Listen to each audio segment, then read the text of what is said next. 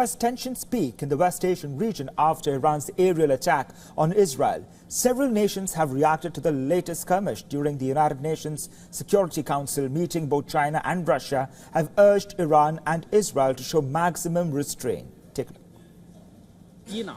China calls on the parties concerned to show maximum calm and restraint and resolve their differences and disputes in accordance with the purposes of the UN Charter and international law to avert any further escalations. In this regard, we note the signal set by Tehran that they do not seek a further military escalation against Israel, and we urge the West and Jerusalem to follow suit and reject the practice of provocative use of force in the Middle East, as they are fraught with extremely dangerous risks. The United States Central Command has also issued a statement on social media platform X, saying it destroyed 80 Iranian drones and 6 ballistic missiles. The post said that the United States CENTCOM was supported by European allies as well.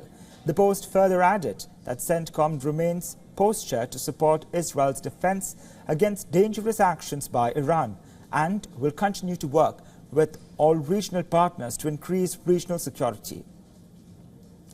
The United States has expressed its support for Israel's defense against Tehran's latest aerial offensive. But the White House has said that Washington does not want a regional war in the West Asian region. It's going to be up to the Israelis to decide what the next step is here. I will just say this. President Biden, since the beginning of this conflict, has worked very hard to keep this from becoming a broader regional war. Iran has claimed that it warned its regional allies 72 hours before attacking the Israeli territory.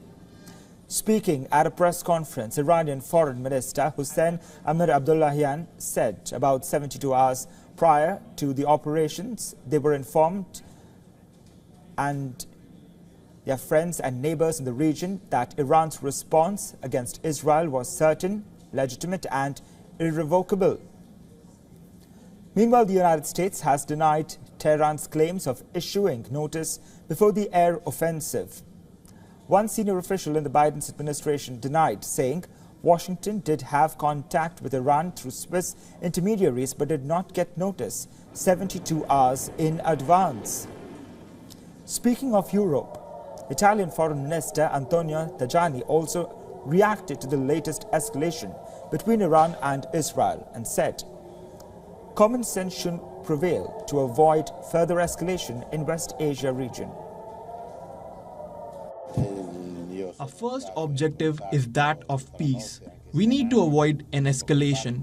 From a military point of view, the Iranian attack did not achieve the objectives it had set itself. Almost all the drones have been shot down.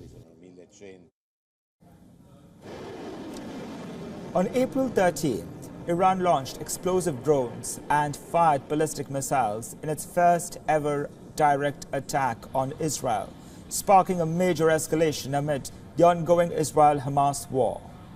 Iran's aerial offensive came as a response to a suspected Israeli airstrike on the Iranian embassy in Syria's Damascus on April 1st that killed the commanders of Iran's Revolutionary Guard Corps.